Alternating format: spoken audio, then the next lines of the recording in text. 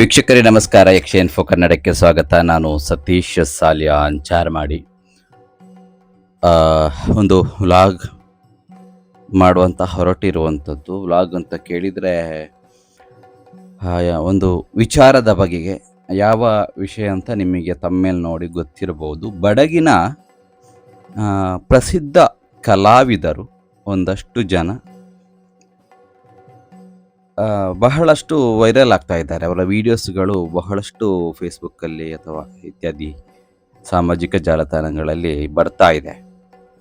ಯಾಕೆ, ಏನು ವಿಚಾರ ಅಂತ ಹೇಳಿ ನೋಡೋದಿದ್ರೆ, ಒಂದು ಜಾಹೀರಾತಿನ ಅಂದರೆ ಆ್ಯಡ್ ಏನು ಕೊಡ್ತಾರೆ, ಇದಕ್ಕೆ ಸಂಬಂಧಪಟ್ಟ ಹಾಗೆ ಒಂದಷ್ಟು ಪ್ರಸಿದ್ಧಿ ಪಡೆದಂತಹ ಕಲಾವಿದರು ಜಾಹೀರಾತನ್ನು ಕೊಟ್ಟಿದ್ದರು. ಯಕ್ಷಗಾನದ ವೇಷಭೂಷಣದಲ್ಲಿ ಎಲ್ಲ ಹಿಮ್ಮೇಳ ಮುಮ್ಮೇಳದ ಸಹಿತವಾಗಿ ಒಂದು ಜಾಹೀರಾತನ್ನು ಕೊಟ್ಟಿದ್ದರು.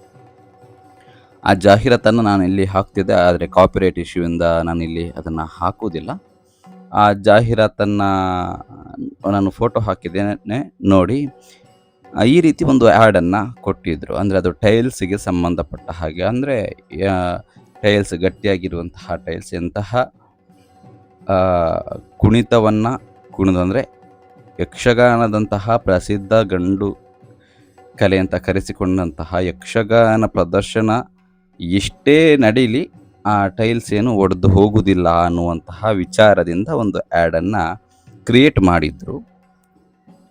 ಇದಕ್ಕೆ ಪ್ರಸಿದ್ಧ ಕಲಾವಿದರೇ ಇದರಲ್ಲಿ ಭಾಗವಹಿಸಿದರು. ಈಗ ಆ ವಿಚಾರಕ್ಕೆ ಬಹಳಷ್ಟು ಭಿನ್ನಾಭಿಪ್ರಾಯಗಳು ವ್ಯಕ್ತವಾಗ್ತಾ ಇದೆ. ಬಹಳಷ್ಟು ಕಮೆಂಟ್ಸ್ಗಳಾಗಿರ್ಬೋದು ಅಥವಾ ಬಹಳ ಕಮೆಂಟ್ಸ್ಗಳೆಲ್ಲ ಬರ್ತಾ ಇದೆ. ಪ್ರಸಿದ್ಧಿ ಪಡೆದಂತಹ ಕಲಾವಿದರೇ, ಪ್ರಸಿದ್ಧ ಮೇಳದ ಕಲಾವಿದರೇ ಇಂತಹ ಒಂದು ಜಾಹೀರಾತಿಗೆ ಹೋಗಿ ಅದರಲ್ಲಿ ಅಭಿನಯಿಸಿರುವಂಥದ್ದ, ಹಾಗೆ ಹೀಗೆ ಎನ್ನುವಂತಹ ಭಿನ್ನಾಭಿಪ್ರಾಯಗಳೆಲ್ಲ ಬರ್ತಾ ಇದೆ. ಈ ಹಿಂದೆ ಕೂಡ ಕೆಲವೊಂದಷ್ಟು ವಿಚಾರಗಳಿಗೆ, ಆ್ಯಡ್ಗಳಿಗೆ ಬಂದಿತ್ತು. ಬಟ್ ಅದು ಸ್ವಲ್ಪ ಆಕ್ಷೇಪ ಮಾಡಬೇಕಾದಂತಹದ್ದೇ ಅದರಲ್ಲಿ ಹೇಳ್ಬೋದು. ಆದರೆ ಈಗ ಇದರಲ್ಲಿ ಯಾವ ವಿಚಾರಕ್ಕೆ ಆಕ್ಷೇಪ ಅಂತ ಕೇಳಿದರೆ, ಅದು ಯಕ್ಷಗಾನ ಕಲಾವಿದರು ಅಂತಹ ಟೈಲ್ಸ್ ಆ್ಯಡಲ್ಲಿ ಭಾಗವಹಿಸುವಂಥದ್ದು ಅಂತ ಹೇಳಿ. ಕಲಾವಿದರು ಅದರಲ್ಲಿ ಭಾಗವಹಿಸಿದಂಥವರು ಈ ಹಿಂದೆ ಎಷ್ಟೋ ಪ್ರಸಿದ್ಧಿಯನ್ನು ಪಡೆದಿದ್ದರೂ ಕೂಡ ಈಗ ಅದೆಲ್ಲವೂ ಕೂಡ ಇಂತಹ ಆ್ಯಡ್ ಮಾಡಿದನ್ನೆಲ್ಲ ಕಳೆದುಕೊಂಡಿದ್ದಾರೆ.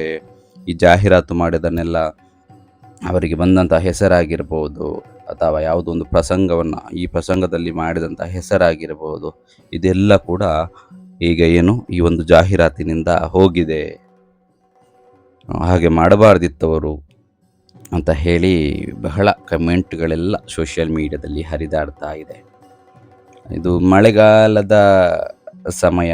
ಕಲಾವಿದರು, ಯಕ್ಷಗಾನವನ್ನೇ ನಂಬಿರುವಂತಹ ಕಲಾವಿದರು ಚಿಕ್ಕ ಮೇಳ ಆಗಿರಲಿ ಅಥವಾ ಇಂತಹ ಒಂದು ಯಕ್ಷಗಾನಕ್ಕೆ ಲೋಪ ಆಗದೇ ಇರುವಂತಹ ಜಾಹೀರಾತಿನಲ್ಲಿ ಭಾಗವಹಿಸುವಂಥ, ಮೋಸ್ಟ್ಲಿ ಗೊತ್ತಿಲ್ಲ ಅವರು ಹೇಗೆ ಒಪ್ಪಿಕೊಂಡಿದ್ದಾರೆ ಅಂತ ಕೇಳಿ. ಅಂದರೆ ಯಕ್ಷಗಾನವೇ ಹಿಮ್ಮೇಳ ಮುಮ್ಮೇಳ ಸಹಿತವಾಗಿ ಕುಣಿತಾರೆ.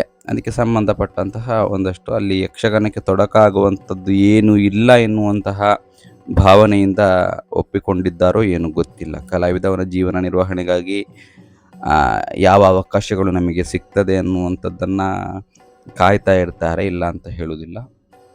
ಬಟ್ ಅಷ್ಟರ ಮಟ್ಟಿಗೆ ವಿರೋಧ ಮಾಡುವಂಥದ್ದು ಯಾಕೋ ಸರಿ ಅಂತ ಹೇಳಿ ಗೊತ್ತಿಲ್ಲ. ನನ್ನ ವೈಯಕ್ತಿಕ ಅಭಿಪ್ರಾಯ. ಕಲಾವಿದರವರ ಜೀವನದ ಅಗತ್ಯತೆಗೆ ಬೇಕಾಗಿ ಅದನ್ನು ಒಪ್ಪಿಕೊಂಡಿರಬಹುದು, ಗೊತ್ತಿಲ್ಲ. ಆದರೆ ಈ ವಿಡಿಯೋ ವೈರಲ್ ಆಗ್ತಾ ಇರುವಂಥದ್ದಂತೂ ಸತ್ಯ. ಆ ಕಲಾವಿದರಿಗೂ ಗೊತ್ತಿರಬಹುದು, ಬಡಗುತಿಟ್ಟಿನ ಕಲಾವಿದರು, ಪ್ರಸಿದ್ಧ ಕಲಾವಿದರು ಅಂತ ಹೇಳಿ. ಆದರೆ ನಾವು ಒಬ್ಬ ಯಕ್ಷಗಾನ ಕಲಾವಿದರಾಗಿ ಅದನ್ನೊಂದು ದೊಡ್ಡ ಮಟ್ಟದ ವಿಚಾರ ಮಾಡುವಂಥದ್ದಾಗಲಿ ಅಥವಾ ಕಲಾವಿದರನ್ನು ಒಂದು ದೊಡ್ಡ ಮರ್ಡರ್ ಮಾಡಿ ಬಂದಿದ್ದಾರೆ ಎನ್ನುವಷ್ಟು ದೂಷಣೆ ಮಾಡುವಂಥದ್ದು ಸರಿಯಲ್ಲ ಎನ್ನುವಂಥದ್ದು ನನ್ನದೊಂದು ಅಭಿಪ್ರಾಯ. ಜೊತೆಗೆ ಅಂದರೆ ಆ್ಯಕ್ಚುಲಿ ಅದರ ಥೀಮ್ ಏನಂತ ಕೇಳಿದರೆ, ಯಕ್ಷಗಾನ ಕಲಾವಿದರೆ ಅಥವಾ ಯಕ್ಷಗಾನ ಪ್ರದರ್ಶನಗೊಂಡರೂ ಕೂಡ ಎಷ್ಟೇ ಕುಣಿತವನ್ನು ಕುಣಿಲಿ ಅಥವಾ ಏನೇ ಇದು ಮಾಡಿದರೂ ಟೈಲ್ಸ್ ಏನು ಆಗುವುದಿಲ್ಲ ಅನ್ನೋದಕ್ಕೆ ಉದಾಹರಣೆಯಾಗಿ ಕಲಾವಿದರನ್ನು ಉಪಯೋಗಿಸಿಕೊಂಡು ಈ ಆ್ಯಡನ್ನು ಮಾಡಿರುವಂಥದ್ದಂತ ಹೇಳಿ. ಸೊ ಅಲ್ಲಿ ಯಕ್ಷಗಾನದ ಬದಲು ಬೇರೆ ಯಾವುದಾದ್ರೂ ರೀಸನ್ ಇಟ್ಟುಕೊಂಡು ಉಪಯೋಗಿಸಬಹುದಿತ್ತು. ಯಕ್ಷಗಾನವನ್ನೇ ಅಲ್ಲಿ ಉಪಯೋಗಿಸಿಕೊಂಡು ಯಕ್ಷಗಾನ ವೇಷಭೂಷಣಗಳು, ಯಕ್ಷಗಾನದ ಕಲಾವಿದರು ಅದರಲ್ಲಿ ಭಾಗವಹಿಸಿದ್ದಂಥದ್ದು ಒಂದು ವಿರೋಧವಾಗಿ ಈಗ ಕಂಡಿರುವಂಥದ್ದು. ಬಹಳಷ್ಟು ಜನರ ಸ್ಟೇಟಸ್ಸಲ್ಲಿ ಆಗಲಿ, ಕೆಲವರು ಎಲ್ಲ ಆರ್ಟಿಕಲನ್ನು ಏನೋ ಬರೆದಿದ್ದಾರೆ. ಯಾಕೆ ಅಂದರೆ ಒಂದು ಪೋಸ್ಟನ್ನು ನಾನು ಓದಿದ್ದೆ. ಈಗ ಎಂತೆಂತಹ ಆ್ಯಡ್ಗಳು ಬರ್ತದೆ ಅಂದರೆ ಪಾನ್ ಪರಾಗ್ ತಿನ್ನುವಂಥದ್ದು, ಅದು ಚೈನಿ ತಿನ್ನುವಂಥದ್ದು, ಬೇಡದ ಜ್ಯೂಸುಗಳನ್ನು ಕುಡಿಯುವಂಥದ್ದು, ಏನೇನೋ. ಹಾಗೆ ಇದಲ್ಲ, ಅಷ್ಟರ ಮಟ್ಟಿಗೆ ಏನು ತಪ್ಪಿದಾಗಲಿಲ್ಲ. ಆದರೆ ಯಕ್ಷಗಾನದ ವೇಷಭೂಷಣವನ್ನು ಹಾಕಿಕೊಂಡು ಇಂತಹ ಒಂದು ಪ್ರದರ್ಶನವನ್ನು ಮಾಡಿದ್ದಾನೆ ಎನ್ನುವಂಥದ್ದು ದೊಡ್ಡ ಸದ್ದಾಗ್ತಾ ಇದೆ. ಬಟ್ ಅಷ್ಟು ದೊಡ್ಡ ಮಟ್ಟಿನ ಅಂದರೆ ಕಲಾವಿದರು ಎಲ್ಲ ಪ್ರಸಿದ್ಧ ಕಲಾವಿದರಾಗಿರೋದ್ರಿಂದ ಅವರು ಮಾಡುವಂಥದ್ದು ಅಷ್ಟು ದೊಡ್ಡ ತಪ್ಪಲ್ಲ, ಅಥವಾ ತಪ್ಪು ಏನು? ನಿಮ್ಮ ಅಭಿಪ್ರಾಯ ಏನು? ನಮ್ಮ ಸಬ್ಸ್ಕ್ರೈಬರ್ಸ್ ಅಥವಾ ವ್ಯೂವರ್ಸ್ ಯಾರು ವಾಹಿನಿಯನ್ನು ನೋಡ್ತಾ ಇದ್ದೀರಿ, ಆ ಕಲಾವಿದರು ಮಾಡಿರುವಂಥದ್ದು ಸರಿಯೋ ತಪ್ಪೋ ಅನ್ನುವಂಥದ್ದು ವಿಚಾರ ಅಲ್ಲ. ಬಟ್ ನನ್ನ ವೈಯಕ್ತಿಕ ಅಭಿಪ್ರಾಯವಾಗಿ ಆ ವಿಚಾರವನ್ನು, ಕಲಾವಿದರನ್ನು ದೂಷಣೆ ಮಾಡಬಾರ್ದು. ಏನೋ ಮಾಡಿದ್ದಾರೆ ಅವರ ಜೀವನ ನಿರ್ವಹಣೆಗೆ, ಹಾಗಾಗಿ ಆ ಕಲಾವಿದರನ್ನು ಏನೋ ದೊಡ್ಡ ಭಯೋತ್ಪಾದಕರನ್ನು ನೋಡಿದ ಹಾಗೆ ಅಥವಾ ದೊಡ್ಡ ವಿಲನ್ಗಳನ್ನು ನೋಡಿದ ಹಾಗೆ ನೋಡುವಂಥದ್ದಲ್ಲ, ಸುಮ್ಮನೆ ಕಮೆಂಟ್ ಬರೆದು ಹಾಕುವಂಥದ್ದಲ್ಲ.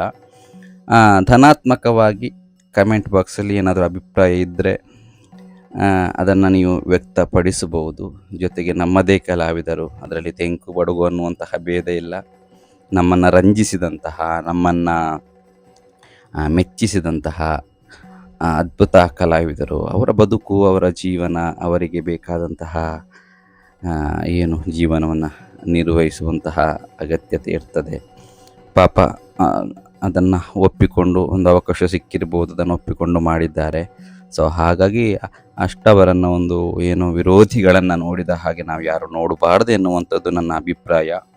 ಸೊ ನೀವು ಕೂಡ ಹಾಗೆ ಯಾರೂ ವಿರೋಧಿಸಬಾರ್ದು ಆ ಕಲಾವಿದರನ್ನು, ಅಥವಾ ಕಲಾವಿದರನ್ನು ದೂಷಣೆ ಮಾಡಬಾರ್ದು. ಬಟ್ ನಿಮ್ಮ ಅಭಿಪ್ರಾಯವನ್ನು ಕಮೆಂಟ್ ಬಾಕ್ಸ್ ಮುಖಾಂತರ ತಿಳಿಸಿ. ಆದರೆ ದಯವಿಟ್ಟು ಯಾವುದೇ ಕಲಾವಿದರಿಗೆ ನೋವಾಗುವ ಹಾಗೆ, ಒಟ್ಟಾರೆ ಬಾಯಿಗೆ ಬಂದ ಹಾಗೆಲ್ಲ ಬಡಿದು ಹಾಕಬೇಡಿ. ಯಾಕೆ ಕೇಳಿದರೆ ಅದು ಎಷ್ಟಾದರೂ ಸರಿಯಾಗುವುದಿಲ್ಲ. ಸೊ ನಿಮ್ಮ ಅಭಿಪ್ರಾಯಗಳನ್ನು ವ್ಯಕ್ತಪಡಿಸಿ, ಅಂದರೆ ಸರಿ ತಪ್ಪುಗಳನ್ನು ವ್ಯಕ್ತಪಡಿಸಿ, ಮತ್ತು ಒಟ್ರಾಶಿ ಹೇಗೆ ಬೇಕೋ ಹಾಗೆ ಬರೆದು ಹಾಕಬೇಡಿ. ಯಾಕೆ ಕೇಳಿದರೆ ನೋಡಿ, ವಿಡಿಯೋವನ್ನು ತುಂಬ ಜನ ನೋಡ್ತಾರೆ, ಅವರ ಮನೆಯವರು ನೋಡ್ತಾರೆ. ಹೀಗಾಗಿ ಸೊ ತಪ್ಪಾಗಿದ್ದರೆ ಅದಕ್ಕೆ, ಅದು ತಪ್ಪು ಅಂತ ಹೇಳಿ ಅನಿಸಿದರೆ ಓಕೆ, ಅದಕ್ಕೆ ನಾವು ಕ್ಷಮೆಯನ್ನು ಅದನ್ನು ನಾವು ನಮ್ಮದೇ ಕಲಾವಿದರು ಅಂತ ಹೇಳಿ ಅದನ್ನು ಮನ್ನಿಸುವಂತಹ ಪ್ರಯತ್ನವನ್ನು ಮಾಡುವ ಅಂತ ಹೇಳುತ್ತಾ, ಸೊ ಇದನ್ನು ದೊಡ್ಡ ಮಟ್ಟದ ಸದ್ದು ಮಾಡದ ಹಾಗೆ ಆ ಕಲಾವಿದರ ಬಗೆಗೆ ಒಳ್ಳೆಯ ಗೌರವ, ಒಳ್ಳೆಯ ಅಭಿಪ್ರಾಯಗಳಿದೆ. ಹಾಗಾಗಿ ಆ ಕಲಾವಿದರ ಮನಸ್ಸಿಗೆ ನೋವಾಗದ ಹಾಗೆ ನಾವು ಏನು ವರ್ತಿಸುವ. ಸೊ ನಿಮ್ಮ ಅಭಿಪ್ರಾಯಗಳನ್ನು ಕಮೆಂಟ್ ಬಾಕ್ಸ್ ಮುಖಾಂತರ ತಿಳಿಸಿ. ಮುಂದಿನ ವಿಡಿಯೋದಲ್ಲಿ ನಾವು ಸಿಗೋಣ ಅಂತ ಹೇಳ್ತಾ, ನಮ್ಮ ವಾಹಿನಿಯನ್ನು ವೀಕ್ಷಣೆ ಮಾಡ್ತಾಯಿರಿ. ಸಂದರ್ಶನದ ಭಾಗಗಳ ಮುಂದಕ್ಕೂ ಬರುವಂಥದ್ದಿದೆ. ಈಗಾಗಲೇ ಸಂದರ್ಶನಗಳೆಲ್ಲ ಪ್ರಸಾರಗೊಳ್ತಾ ಇದೆ. ಹಾಗೆ ಮುಂದೆ ಕೂಡ ತೆಂಕುಬಡಗಿನ ಪ್ರಸಿದ್ಧ ಕಲಾವಿದರ ಸಂದರ್ಶನಗಳು ಕೂಡ ಬರ್ತದೆ. ಮುಂದಿನ ವಿಡಿಯೋದಲ್ಲಿ ಸಿಗೋಣ. ನಮಸ್ಕಾರ. ಶ್ರೀ ದೇವಿ ಮಹಾತ್ಮೆ ಎಂಬ ಪುಣ್ಯಕಥಾ ಭಾಗವನ್ನು ಯಾರು ಆಡುತ್ತಾರೋ, ಆಡಿಸುತ್ತಾರೋ, ನೋಡುತ್ತಾರೋ ಅವರೆಲ್ಲರಿಗೂ ನಾವೆಲ್ಲರೂ ನಂಬಿಕೊಂಡು ಬಂದಿರುವಂತಹ ಕಟೀಲು ಶ್ರೀ ದುರ್ಗಾ ಪರಮೇಶ್ವರಿ ಅಮ್ಮನವರು ಆಯುಷು, ಆರೋಗ್ಯ, ಭಾಗ್ಯ, ಸಂಪತ್ತನ್ನು ಕರುಣಿಸಿರೆಂದು ಶ್ರೀ ದೇವಿಯಲ್ಲಿ ಪ್ರಾರ್ಥಿಸುತ್ತಾ ಕಥೆಗೆ ಮಂಗಳಗೀತೆಯನ್ನು ಹಾಡುವರೆ ಸಭ್ಯರಿಂದ ಅನುಮತಿಯನ್ನು ಯಾಚಿಸುತ್ತೇವೆ. ಭದ್ರಂ ಶುಭಂ ಮಂಗಳಂ.